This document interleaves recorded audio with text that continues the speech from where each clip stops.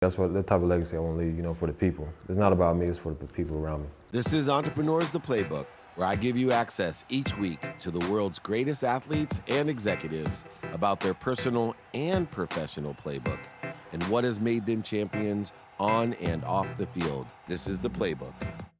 This is Dave Meltzer, CEO of Sports One Marketing for Entrepreneur the Playbook, and I am here with a playmaker. And I say that because he is a multifaceted athlete. And from my favorite university, The Ohio State University, Braxton Miller. How are you doing, buddy? I'm doing good, man. Doing Good. great. Most people, obviously, they know you're a great athlete. They know you're a quarterback, receiver. I'm going to start there because here you were, freshman of the year, starting quarterback for the best university maybe on earth. Yeah, Great, I agree. It's there. And, through a course of, typical football injury, you played 3 years at quarterback, right? Yeah, it was 3. Yeah. And then got hurt and came back and became a wide receiver. Yeah. Tell me about that challenge in itself, because you're at the top of everything, and it takes radical humility to accept the fact that you're not playing quarterback again. Yeah, man, it was a tragic situation, but I'm blessed to be in the position I am today. And just growing up, always been an athlete, so it worked out to end. And at first, it was devastating. I tore my labrum twice, had surgery twice. Then, I had to figure out what I wanted to do. And it was a dark time in my life. I took my time and I went to the right doctors, did the right steps to get to where I need to be, to get my career going to the NFL. And that's what I did. And I talked to Coach Meyer. And, we agreed upon the time, this is what I'm going to do to make it to the NFL. And we came up with a solution. I'm going to be the Percy Harvin position, the H-back. So that worked out pretty good for me. And, I'm here today. And so playing for Coach Meyer, a lot of people don't know. They think, a lot of coaches are just there for the game time, for the winning. My impression of Urban Meyer is that he's there for you as a player. Oh, yeah. It's a lot deeper than, when Saban took out Hurt, right, and he brought in the freshman, who's awesome, right, the small kid. Yeah. I couldn't imagine Urban Meyer ever pulling a senior quarterback. Nah, he really don't be getting into that stuff, man. Yeah. He really cares for the kid, and he showed me a lot of love. When my dad had, he had a heart attack, and he came to the hospital, and that was something, that I'll never forget. Cause Coach Meyer, he came up and to the hospital, seen us, and me and him, we sat in a different room and talked for like an hour, and that's when we had to get ready for to play Clemson, in the bowl game. And, I had to make a decision. And my dad wanted me to go and play in the game. So I wasn't going to stay with my dad, but, he wanted me to go and play. Gotta do what your dad wants you to do. I know that feeling. And that's when I tore my, that's when you're, my shoulder. Yeah, the universe works in funny ways, doesn't it? It's crazy. Well, speaking of which, you're one of the first guys to sign with Vayner Sports, right? And I'm also not only a big fan of the Ohio State University, but a really big fan of Vayner Sports. I think, I ran a very notable sports agency called Lee Steinberg, and we created legacies for players, right? Whether it was Moon, Aikman, Young, 9 first picks in a row. Right. It really wasn't about the money or the endorsements. For us, it was creating icons that, young kids like my 7-year-old son is watching, and all of you, that it changes their lives, right? And, why did you choose to go to, what was then just a brand new sports agency that nobody knew of? I didn't look at it as like that. It was an opportunity for me and myself to establish what I'm going to do outside of football. So I can understand the business side of things, and to learn from them 2 guys, AJ and Gary. It's a major opportunity for me and my family, and they put me in situations that I think I'm gonna be good forever. I'm gonna be good. You're a top 40 entrepreneur athlete. Yeah. That doesn't come easy, and branding you the right way. But you have a couple startups as well, which you're 25 if I'm not mistaken. Yeah, 25, man. I'm getting old, man. You're getting old. I'm double your age. I'm old enough to be your dad. I'm 50. So we're right there, man. Yeah, so here you are 25. We had a little bit of Bitcoin conversation. Tell me some of the mentoring that goes on in business, because you got to focus on football, but you know, you have a couple startups that are doing really well. You guys won an award at CES for the best gadget. Great. And What's it? That's Play Impossible. Yeah. Play Impossible. You guys had a smart ball. Yeah, smart ball. Tell me about that. Man, it's a great thing, man. You know, first thing, you know, my son loved it. At first, he was trying to play basketball with it in the house.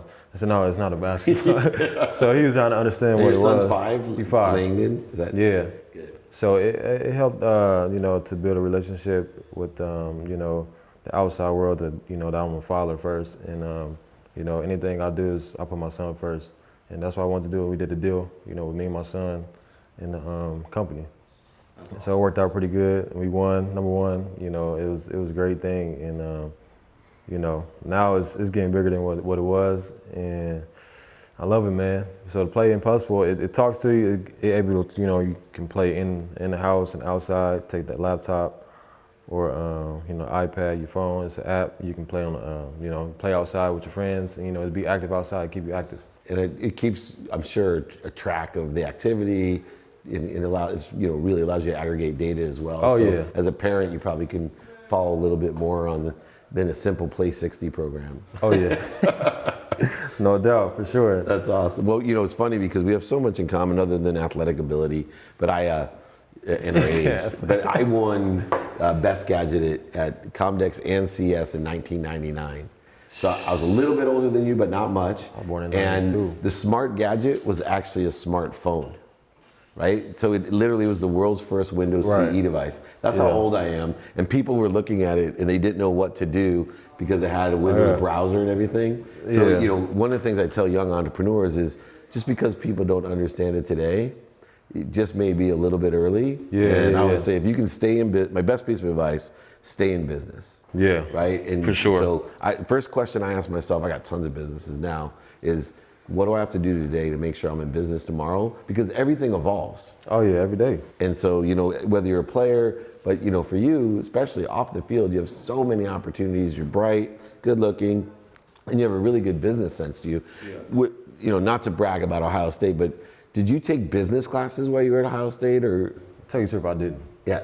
You know, I was strictly an athlete that's taking communication classes and just focused on, you know, what's the next step to get to the NFL, you know. And do the alumni help you now in business? Because there's a huge alumni. I run to a lot of alumni that you know, that follow my path, and you know, every time they see me, they always thank me for, you know, coming back and just doing what I did, you know, after I injured my shoulder, and you know, now they saying I'm into business a lot, so now I'm getting a lot of pub for that too back home. We got the Schottenstein family, Jay and Joey out here. Oh, to talk yeah, to you. for real? Yeah. We do some business with those guys. That's what's up. Yeah, I'll be with them. I'll be with Brian. Yeah. All the time.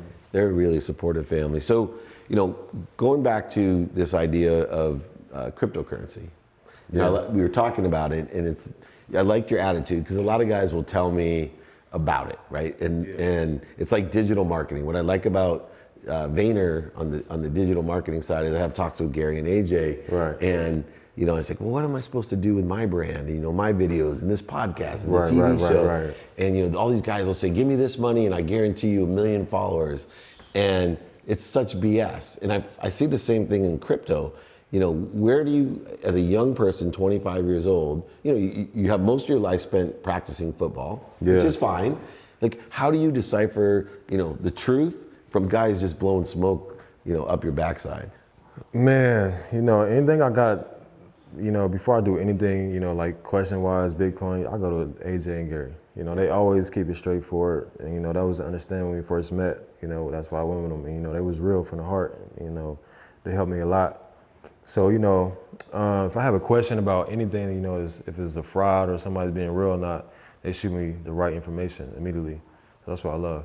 Yeah, and will they qualify guys for you as well, as far as, I mean, everybody gets pounded, right? Yeah. I mean, I get pounded. I'm sure you get pounded. Yeah. Do you get to use the firm itself to just, hey, you need to talk to AJ or Gary for sure. first? Yeah, keep them off your back during the season. Yeah, and some guys back up because they already know they blowing smoke.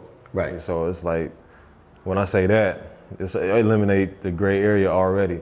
So it works out for me. And, you know, it's a good thing though. Do you think, you know, you're 25, you have a lot of friends that are in the league. You guys, You know, share a house, study together. Yeah. And My boy. Yeah, but do they get the same experience with their agents? You see, because one of the things that frustrated me when I was a sports agent is, we wanted to build this legacy, like the Vayners want to build for you. And I always felt like the other agents, they were just trying to make a cut. And the minute either you signed that big deal, and they realized there was nothing else they could get from you, they were nowhere to be found. Yeah. Do you see that a lot still today?